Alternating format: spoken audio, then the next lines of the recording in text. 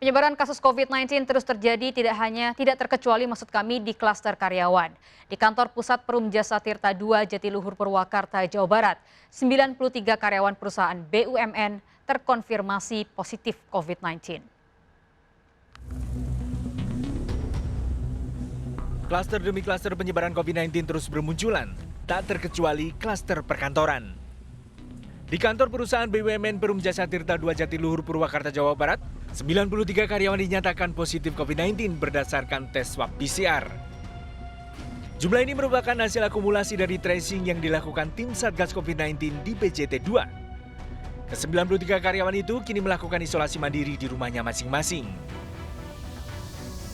Kondisi ini disesalkan Bupati Purwakarta yang menilai pasien COVID-19 tidak boleh diisolasi di rumah, melainkan di hotel yang disediakan pemerintah untuk mempermudah pengawasan tim Satgas Penanganan COVID-19. 2 ada laporan 91 karyawannya positif dan semuanya OTG dan isoman. Nah, itu tidak boleh dilakukan, gitu kan. Kita akan tekankan mereka karena kita sudah menyiapkan tempat isolasi untuk karyawan itu di premis hotel. Sementara itu, Humas Perum Jasa Tirta II berdalih 93 karyawan positif COVID-19 memilih isolasi mandiri di rumah lantaran merupakan orang tanpa gejala atau OTG. Tapi umumnya karena hampir seluruh karyawan di kita itu sudah vaksin ya.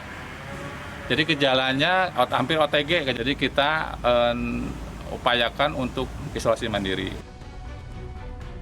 Sementara itu menanggapi penyebaran COVID-19 yang terjadi, kegiatan perkantoran hanya berjalan 25% bekerja dari kantor, sementara 75% karyawan bekerja dari rumah.